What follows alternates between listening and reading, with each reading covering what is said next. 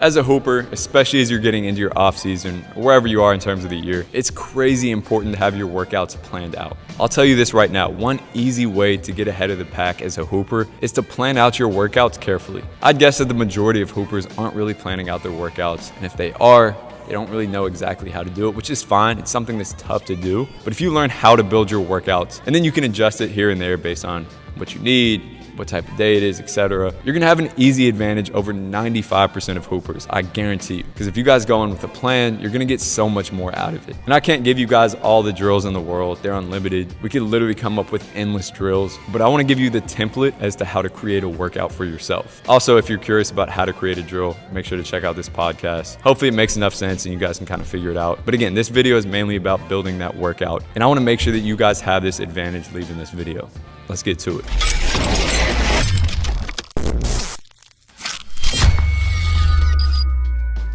So number one is always starting with a goal. This is the most important step. What do you want to work on, right? This can be the end result. I want to get better at floaters, preferably make it more specific, right? Floaters off of 2 feet from the right side of the basket, maybe. Obviously, this is just an example, but I do want you guys to have at least somewhat specific of a goal. And mind you, this can be a strength, this can be a weakness, this can be something new that you want to kind of add to your game, and this can be something that is relatively specific or relatively general. I would usually err on the side of specificity, but I think my main point here is that we always have to start with this. I see a lot of players who go into workouts thinking about what drills they want to do, whereas in reality, we should be starting with that goal and then using the drills to get you to that goal, if that makes sense. Because drills are really just tools to get you to a goal. So we need to know the goal to decide what drills we're doing. And the guideline I'll usually give is between 1 and 4 focuses per workout. I'll usually go with 3, so like 20 minutes, 20 minutes, 20 minutes, or 15, 15, 15. Usually that kind of ends up getting scrambled and it's like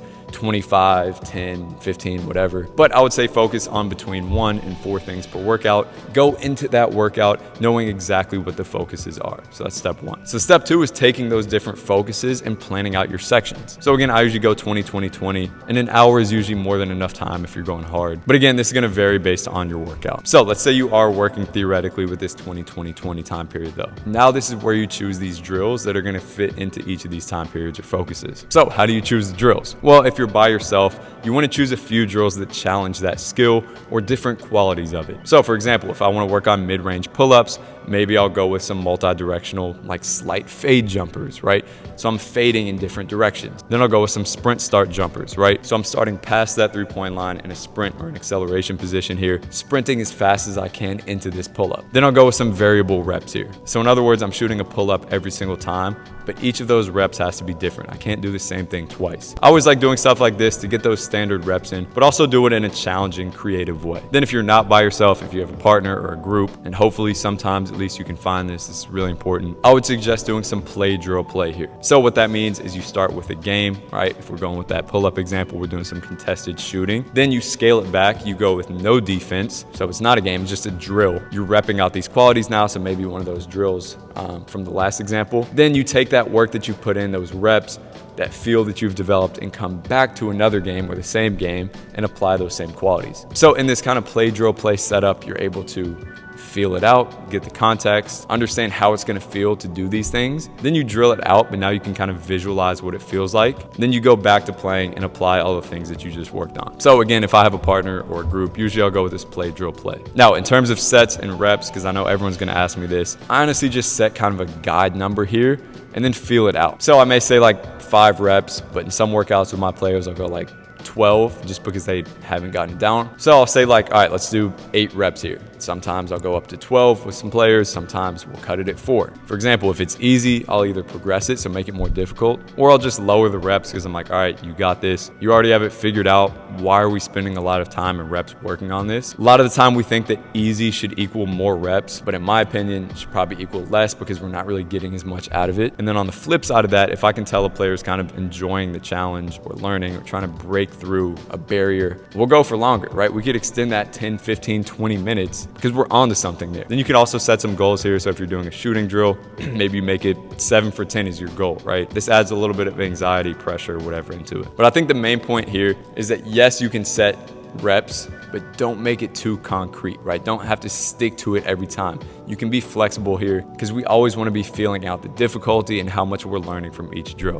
and then adjust it based on that. Number 3, now that you have the structure of your workout, I want you to plan kind of a fun, engaging warm-up before the workout. So for example, if I'm doing touch finishing that day, maybe I'll do a jump and finish warm-up. If I'm doing a shooting workout, maybe some creative moving form shooting, right? Just to kind of get the blood flowing and the feel for it. Then I'm a big fan for adding in 5 to 10 minutes of ball handling to the end of pretty much every warm-up or the beginning of every workout, mainly focused on movement, coordination, and getting a feel for that ball while moving. Usually this fun, engaging, coordination-based warm-up is going to set you off into a really high-quality workout. And then lastly, jumping to the end of that workout, I'll usually go with some type of challenge at the end. Now, this doesn't have to be fatiguing. A lot of time we think of like a burnout as something that just sucks and it's fatiguing us.